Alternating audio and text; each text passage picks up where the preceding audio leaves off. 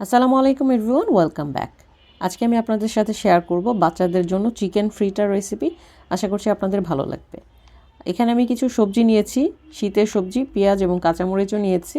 আপনারা বাচ্চা যদি ছোট হয় তাহলে কাঁচামরিচটা অ্যাভয়েড করতে পারেন। এখানে আমি লবণ দিয়ে নিব আর সবজিগুলোকে একদম কুচি কুচি করে নিয়েছি এবং এই কুচানো সবজির মধ্যে লবণ দিয়ে লবণটাকে মিশিয়ে নিব। ঢাকনা দিয়ে 10 মিনিট ঢেকে রাখবো।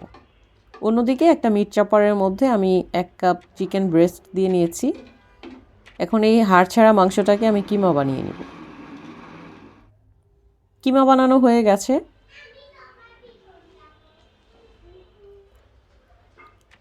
সবজি থেকে পানিটা ঝরিয়ে নিব, ভালো করে চিপে সব পানি ফেলে দিব। পানি ফেলে দেওয়া হলে এর মধ্যে চিকেন কিমা, তারপর হচ্ছে ধনিয়া গুঁড়া, ভাজা জিরার গুঁড়া দিয়ে দিচ্ছি 1 চা চামচ, পরিমাণ মতো লবণ দিয়ে নিব। কাবাব মশলা দিচ্ছি 1 চা চামচ, এটা অপশনাল।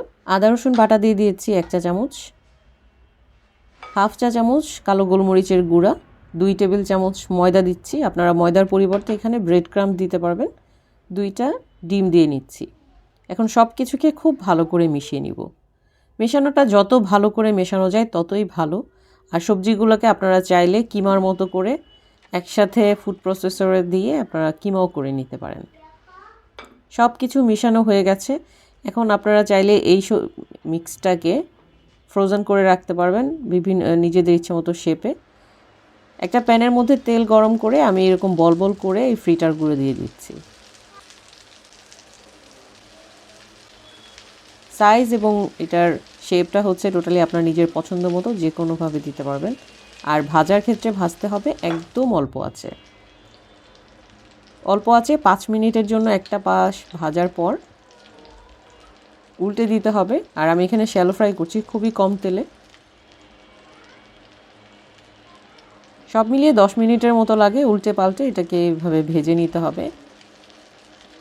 অনেক বেশি সময় নিলে দেখা যায় শক্ত হয়ে যায়, তখন বাচ্চাদের খেতে একটু অসুবিধা হয়ে যায়।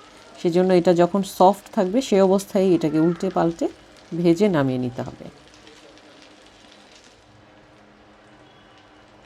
আর এটা খুব বেশি কালার আসবে না, হালকা একটু সাদাটে টাইপেরই থাকবে, সেই অবস্থাতেই এটা নামিয়ে ফেলতে হবে।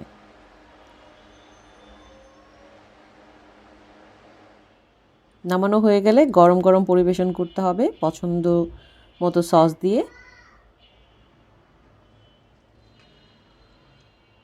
ভেতর অংশটা এরকম হয়েছে, একদম সফট আর মানে টোটালি কুকড। খেতে যেমন মজার, দেখতেও ভালো আর অসম্ভব হেলদি একটা রেসিপি। আশা করছি আপনাদের ভালো লেগেছে।